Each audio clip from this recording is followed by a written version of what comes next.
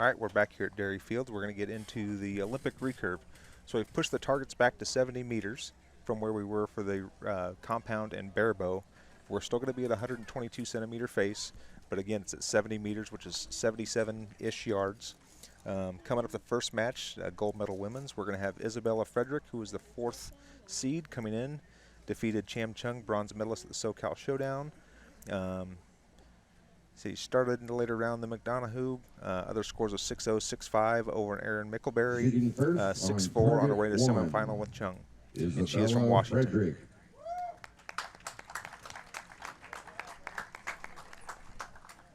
On target 2, Megan McDonough.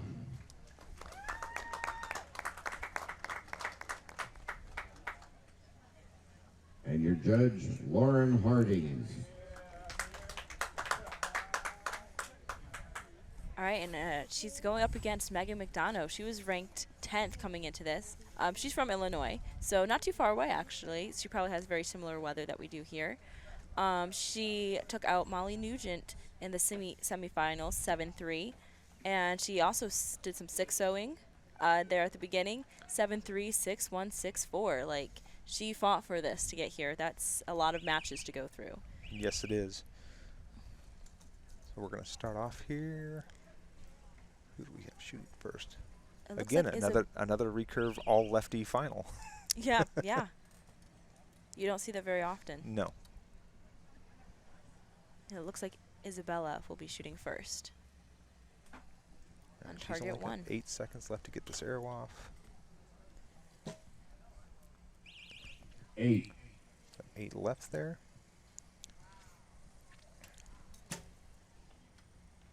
10. Nice strong 10 for Megan there to start off with. And Megan does not look like she has a coach behind her in that box. So she's just kind of going off whatever the announcer will tell her. I don't know so she can see exactly where her arrow is going. That's a left or right 7 there. Yeah, at 70 meters, I don't know if I could see where those arrows were without having a coach telling me where they landed. So good strong 9 for Isabella there. Or sorry, 9 for Isabella.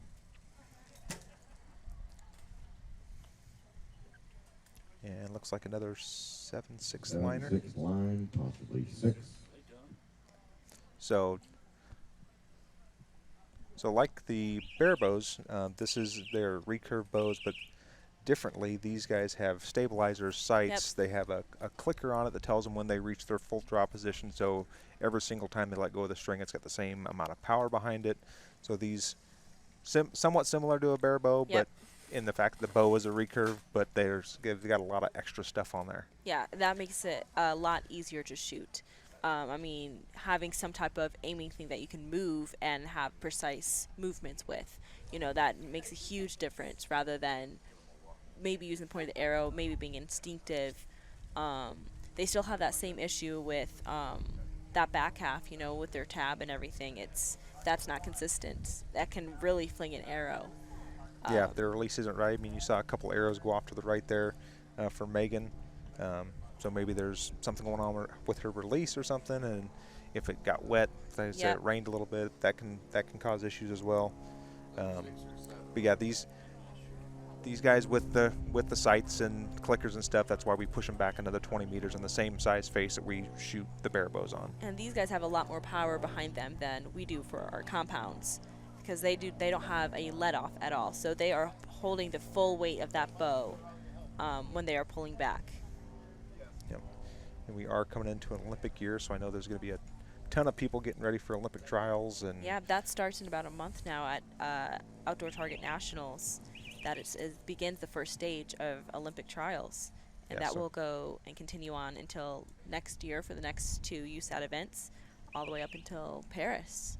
Yeah, so there's a lot of recurvers that have dreams and aspirations of being in Olympics. This is kind of where it starts here coming up in the next month or so. This is almost like a preparation, like where am I at, you know, one last one before that big national event, to get a feel for it and test out any last minute changes that you've made, because it's here, you know. Yep. So Isabella took that first set, so she's got 2 set points. Right now, Megan's got a 1 point.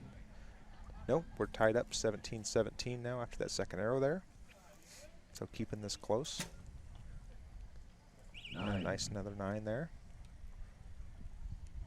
So Isabella's got to shoot a 9 for a tie or a 10 for the set win. And she shoots a 10 for the set win. Wow, what an arrow. And the wind has started to pick up a bit here again. It kind of calmed down there for a match or two, but it's starting to pick up, and they're handling it in stride. Yep, you saw Megan kind of throw those couple of those shots there, that first end off to the right, so I don't know if that was part of it. There's a lot more hang time with these arrows coming off the bows since they're not going quite as fast. But it looks like she made a quick adjustment and adapted and did what she needed to do to put them back in the center. Yep. So Isabella's going to take that set 27-26, so she's going to carry a 4-point lead into the third end. So yeah, the sun has really started beating down here now. It's gotten warm sitting here on the microphone in the sun. You see Isabella's got over there with an umbrella trying to keep the sun off keep everything from getting overheated, because you can get hot here real quick when you're out shooting these matches. And you and I, we're from Ohio, so we know how quickly this weather can switch. So you never know what's going to happen on any given day. Another dark cloud in the distance, so it may get pretty dark and rainy here for too long.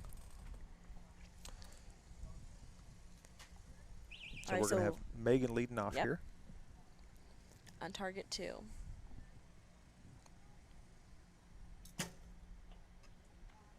Nice strong 10 there. Good way to start off the end.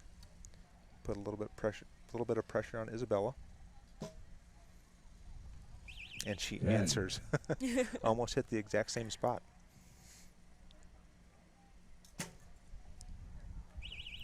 Nine. Looks like Megan has really dialed it in for this end. Yes. Those were right next to each other. 8.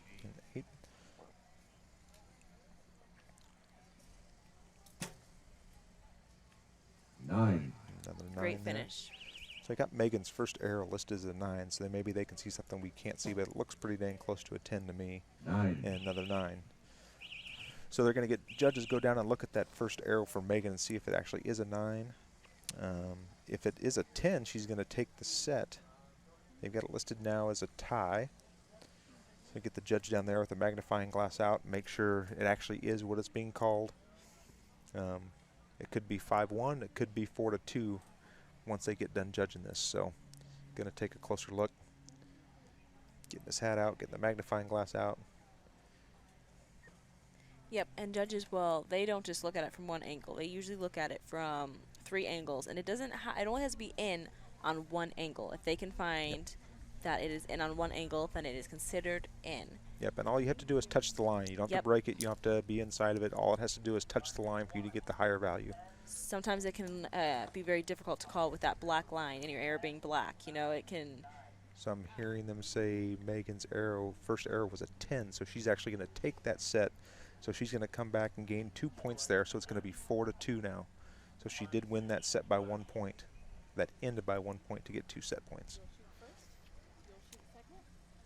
So she's going to come back here. Let's see if she can keep up that pressure onto Isabella and take back another 2 points. Yeah, tie both of them are shooting really good that end. All of them kept them in the gold. Both of them had a 10. I guess Isabella did have 1-8 there. But they were all right around the gold there.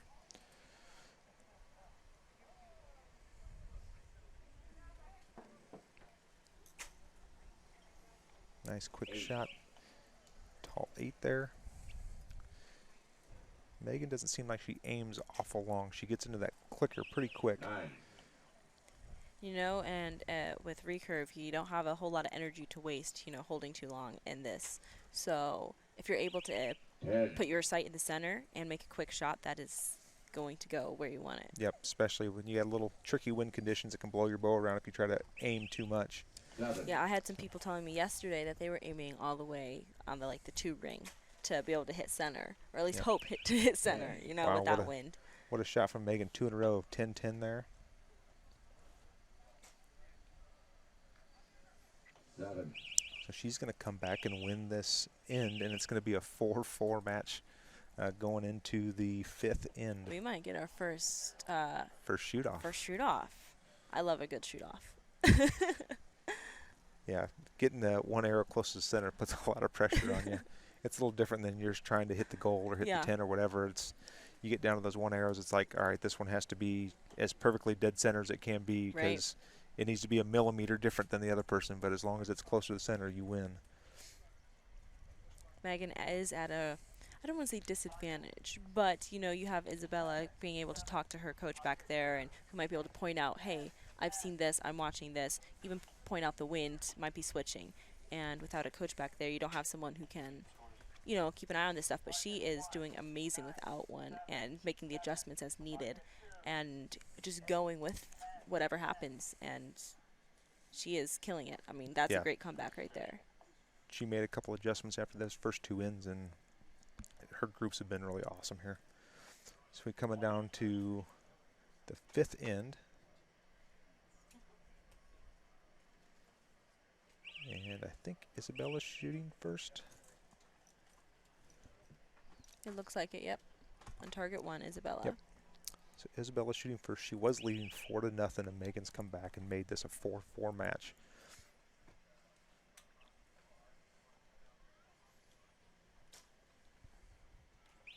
Five. That one's a bit low for Isabella. Yep, she hasn't had many low. So let's see if Megan can capitalize here. 8. Put another one at 8. Wind picking up again. 9. And that's a better shot for her. I think that 9 was a off the little right. bit quicker, too. Yep. 9. Good shot there. So she's going to need a 9 or 10 here to put some pressure on Megan for her final arrow. 9. And she does. She gives it a 9.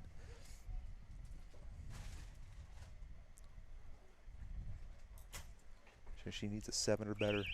Oh. 5-6 line. 5-6. 5. So if she gets a 6, it'll be tied, and we'll have a 5-5 match. If not, Isabella's going to take the match. It appears they're calling it a 5, not a 6. Again, we'll get down, get the judges to look at it, confirm that's actually a 5, not a 6. I'd love to have a one arrow shoot off here for this. That'd be a great way to end this match. Now it looks like Isabella's getting a thumbs up from her agent, so it looks like she's going to be good.